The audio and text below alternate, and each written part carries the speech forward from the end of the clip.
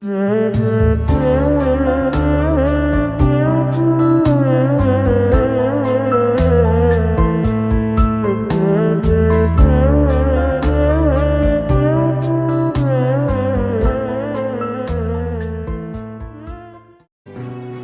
Rasulullah sallallahu alaihi wasallam, al-ghibatu asyaddu minaz zina.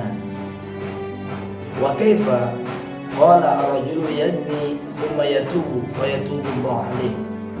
Wa inna sahibal ghibah la yughfaru lah hatta yaghfira lahu sahibuhu.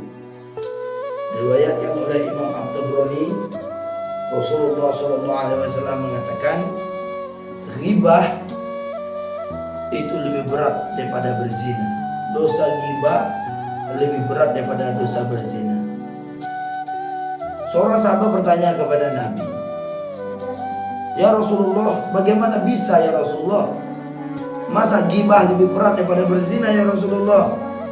Maka Rasulullah menjelaskan bahwasanya orang yang berzina ketika dia meminta ampun kepada Allah, Allah ampunkan segala dosanya.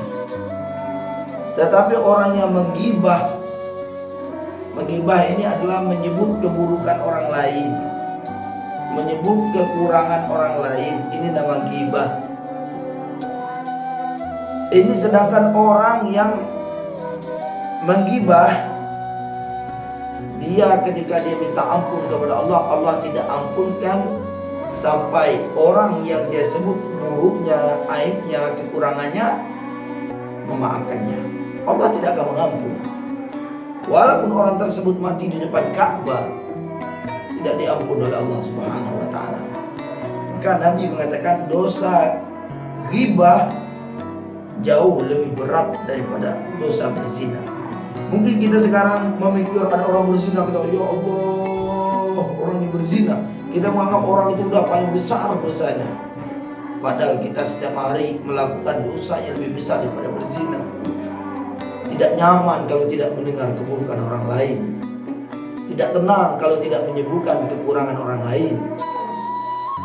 Terus kalau seandainya disebut itu memang benar, itu yang menggibah. Tetapi kalau yang disebut tidak benar, itu adalah fitnah. Sedangkan al-fitnatu asyaddu minal qatl. Orang yang memfitnah ini lebih berat dosanya daripada orang yang membunuh. Mungkin kalau kita mendengar pembunuhan, ini sesuatu yang luar biasa. Ya, padahal Allah mengatakan orang yang memfitnah orang lain ini jauh lebih besar daripada dia membunuh orang.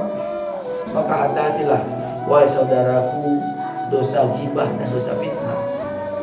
Ya, jangan sampai kita menggibah orang lain, menyebut keburukan orang lain. Perlu yang kita hisab adalah keburukan kita sendiri. Yang sampai kita menyebut keburukan orang lain. Dikarenakan di zaman Nabi Musa alaihissalam, Allah Subhanahu wa taala berfirman kepada Musa, "Wahai Musa, orang yang menggibah atau orang yang menyebut keburukan orang lain, orang yang menyebut kejelekan orang lain, kalau sebelum meninggalnya dia bertobat dari dosa ghibah, dari dosa gosip, maka Allah katakan kepada Nabi Musa, orang ini adalah orang yang paling terakhir masuk surga." Siapa orang paling terakhir masuk surga? Orang yang bertobat dari dosa ghibah, orang yang tidak mau mengulangi mengata orang lain. Ya.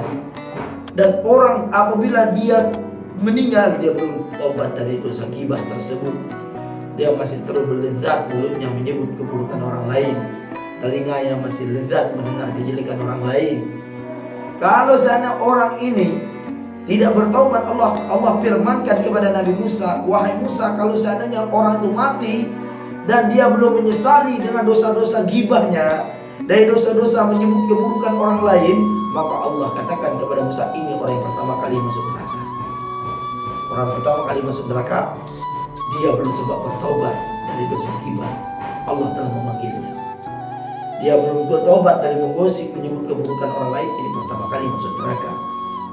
Maka mudah-mudahan kita diberikan taubat sebelum mati, kita bertobat dari dosa ghibah, dari dosa gosip, menghina, menyebut keburukan orang lain. Karena karena tidak ada manfaat bagi kita. Kita semua akan mati. Setelah mati masih ada yang hisab, masih ada perhitungan kita dengan Allah Subhanahu wa taala. Walaupun orang yang kita gibah tidak memarah kita, tidak menghakimi kita, tetapi Allah yang akan menghakimi kita. Jadi hati-hatilah dengan pembicaraan kita, karena setiap kata kita akan dihisab oleh Allah Subhanahu wa taala.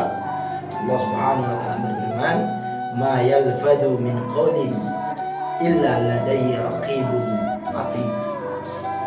Bahwasanya Allah Subhanahu wa taala berfirman, tidak ada suatu lafaz, tidak ada satu kalimat yang keluar dari mulut kita kecuali di samping kita ada malaikat raqib dan atid yang akan terus menulis apa yang kita perbuat. Satu kata akan dihisab oleh Allah Subhanahu wa taala. Yang bisa satu kalimat bisa menjerumuskan kita ke dalam neraka, dan bisa satu kalimat bisa memasukkan kita ke dalam surga. Maka perbaikilah perkataan kita, karena apa yang keluar dari mulut ini menggambarkan apa yang ada di hati.